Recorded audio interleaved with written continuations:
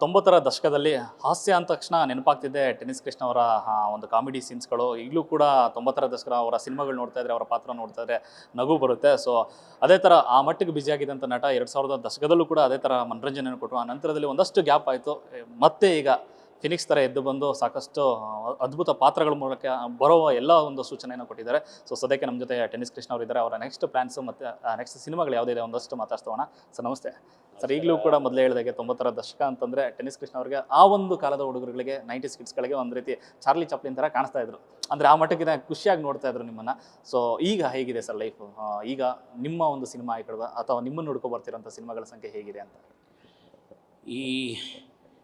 ಈಗ 10 ಸಿನಿಮಾಗಳಿದೆ.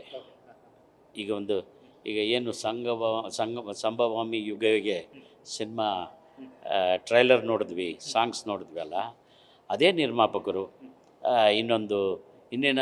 ಇನ್ನು ಕೆಲವೇ ದಿವಸಗಳಲ್ಲಿ ಪೂರ್ಣ ಆಗುತ್ತೆ.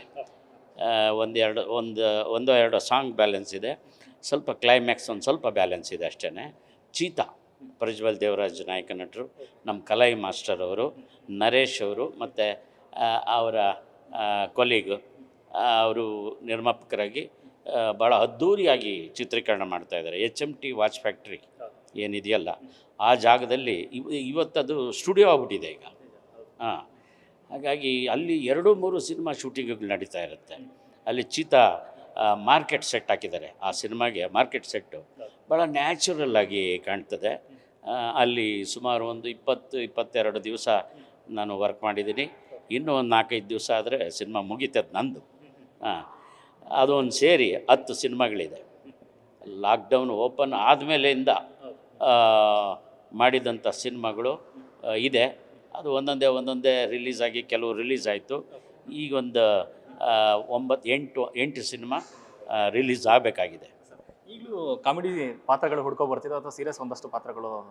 ಯಾಕೆಂದರೆ ಈಗ ಒಂದಷ್ಟು ಸಿನಿಮಾಗಳು ನೋಡಿದ್ರೆ ಅಥವಾ ನಿಮ್ಮ ಒಂದಷ್ಟು ಇಂಟರ್ವ್ಯೂಗಳು ನೋಡಿ ಸಾಕಷ್ಟು ಜನ ಒಳ್ಳೆ ಪಾತ್ರಗಳನ್ನ ಗುರುತಿಸಿ ಕೊಡಬೇಕು ಇವ್ರಿಗೆ ಅಂತ ಸಾಕಷ್ಟು ಸಾರಿ ಹೇಳಿದರು. ಸೊ ಹಾಸ್ಯ ಪಾತ್ರಗಳೇ ಬರ್ತಾ ಇದೆ ಅಥವಾ ಸೀರಿಯಸ್ಗೆ ಒಂದಷ್ಟು ಕ್ಯಾರೆಕ್ಟರ್ಗಳು ಇದೆಯಾ? ಸೀರಿಯಸ್ ಪಾತ್ರಗಳೇ ಹೆಚ್ಚಾಗಿ ಬರ್ತಾ ಇದೆ. ಈಗ ಫಾದರ್ ಕ್ಯಾರೆಕ್ಟರ್ ಮಾಡ್ತಾಯಿದ್ದೀನಿ. ಕೇದಾರನಾಥ್ ಕುರಿ ಫಾರಮ್ ಅನ್ನೋ ಒಂದು ಸಿನಿಮಾದಲ್ಲಿ ಒಂದು ಒಳ್ಳೆಯ ಒಂದು ಹಾಸ್ಯನೂ ಜೊತೆಗಿದೆ, ಆದರೆ ಸೀರಿಯಸ್ ಆದಂಥ ಪಾತ್ರ, ಬಹಳ ಒಳ್ಳೆಯ ಪಾತ್ರನ ನಿರ್ಮಾಪಕರು ನಿರ್ದೇಶಕರು ಮಾಡಿಸಿದ್ದಾರೆ. ಹೀಗೆ ಫಾದರ್ ಕ್ಯಾರೆಕ್ಟ್ರು ಕೆಲವಾರು ಚಿತ್ರಗಳಲ್ಲಿ ನಾನು ಮಾಡ್ತಾಯಿದ್ದೀನಿ. ಒಂದು 4-5 ಚಿತ್ರಗಳಲ್ಲಿ. ಒಂದು ಮೆಗಾ ಸೀರಿಯಲ್ ಕೂಡ ಮಾಡ್ತಾಯಿದ್ದೀನಿ.